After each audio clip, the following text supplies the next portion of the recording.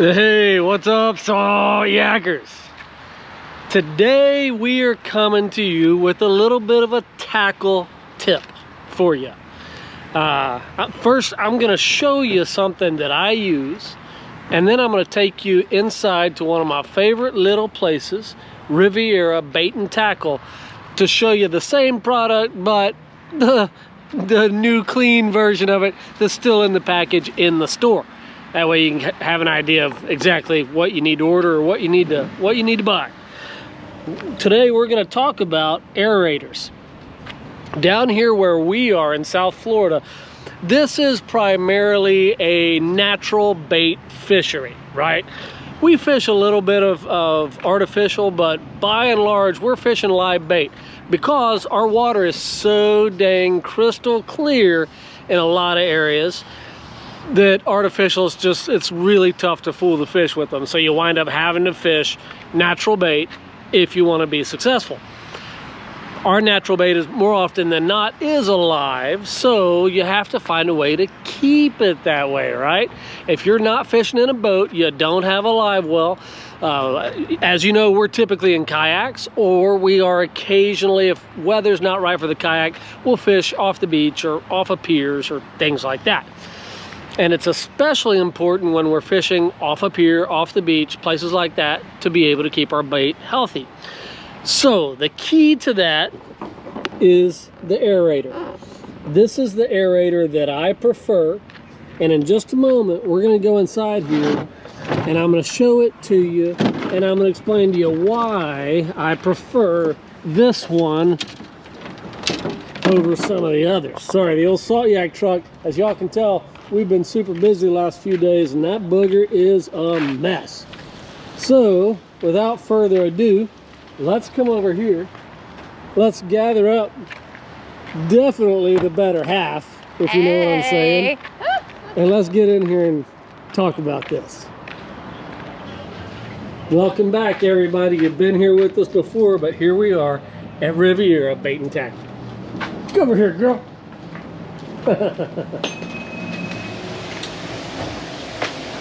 What's up, man? What's up, man? How you guys doing? We're good. Welcome back in, guys. You all remember Jacob and his abode here. And we'll be back to get going and show you exactly what I'm talking about here in just a minute. Hang tight. Alright guys, so you saw the actual ones we used, but they're dirty and they're nasty because they've seen a little action. So let me show it to you here.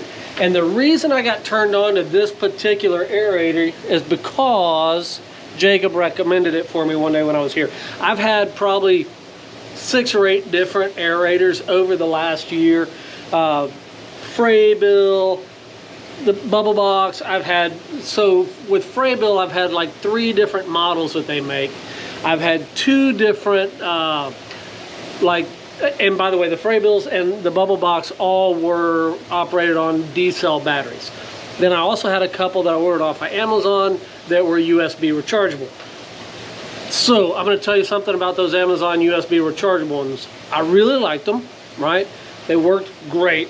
They had a tremendous amount of air output. They kept my bait alive, but they didn't last. After I charged them maybe 10 or 12 times, they were done. And the batteries wouldn't hold a charge anymore. So then I went back to the D-cells and I landed on this particular model right here, made by Bubble Box. And the great thing about this, again, we're down here in saltwater. You may or may not be saltwater, but what's so cool about this is this plastic box that it comes in, you leave it in there. And you open it up and you flip it over, and then the little clip comes outside the plastic box, and it actually hangs this way on the side of your bucket, so it keeps the salt water or fresh water, it keeps the water off of your pump and really prolongs the life. I mean, by probably like tenfold prolongs the life. Now, what I like better about this one over the Fraybills is the battery life that I get out of it. And I'm going to ask Jacob about that with his experience on that here in a bit. But I will just tell you that with my Fraybills, I had to put new batteries in them every morning that we went out, right? If we were going out for a day of fishing, they had to have new batteries, period. And they're D-cells. And after a while, man, that adds up. I was buying big packages of D-cells at Sam's Club and burning through them. It's not like that with this one. This one, it lasts a lot longer. Now, there's another key. Really, there's two things if you really want to keep your bait alive. Obviously, we want to keep bait alive while we're fishing, but more often than not, I also have bait left over that we're going to use the next day, and I have to keep it alive for 24 hours in my garage. And there's two keys to that. Number one, got to get your water cold. I always keep some water bottles in my freezer where I freeze those bottled waters solid. Drop one or two of those down in your bait tank, you know, in the evening in your garage. Drop a couple of those frozen water bottles and just let them float in there. Makes a world of difference in how long your bait lives. The second thing, you need a lot of oxygen in that water. Let me tell you how we make that happen. When you open this, or pretty much any aerator you buy, it's gonna come with a little bubble stone, hang tight, that looks something like this. And so the air hose comes out of here, this connects to the end of the air hose and sits down in the water. This disperses the air into smaller bubbles and oxygenates the water. And it does an okay job of it. But if you really want to step up your game and you got that water temperature down by putting some ice in, step two to really keeping that bait alive is right here, guys. The bubble donut. Now, they make this in several different sizes. This is the 3-inch. This is what I use. I have 3 or 4 of these that we use in different buckets for different stuff. But this aerator matched up with the 3-inch bubble donut, guys, you want to talk about major oxygen in your water. I can tell you, when I did a side-by-side comparison when I first switched over to these, and I used my little standard stone on one aerator and one of these on the identical aerator, and put them in a bowl where I could compare them, there's no comparison. The bubbles coming out of this are much smaller. It disperses that same amount of air coming out of the aerator, disperses it into much smaller bubbles, which in turn puts more oxygen into the water. I'm no scientist, but this is just what I've learned through research. This is what you want, guys. Get you a bubble box aerator and get you a 3-inch bubble donut. They also make it in a 6-inch. I hadn't tried that one yet, but I will, because you know that thing's gonna be awesome. Let's go talk to Jacob for a minute.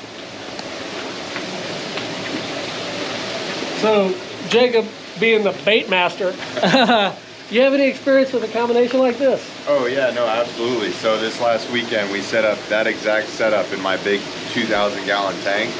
It stayed alive for 3 days straight and kept our shrimp alive.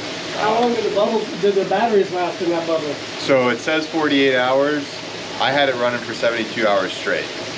Dang. Open and closed day and night. Well, there you have it, guys. Directly from his mouth. He is the bait man. He knows more about it than anybody. That's the right combination. So go get you one. You'll be glad you did. You can swing in here. If you live in the St. Pete's area, swing in here to Riviera Bait and Tackle. Get this dude right here and get you a 3-inch donut to go with it. If you don't, call Jacob. He'll hook you up. If none of that's an option, find it. One way or another, find it. You'll be glad you did. The biggest key to all of it is get up and get off that couch, guys. Get out there. Keep your bait alive, because you know what? If you don't go, you don't know. See ya!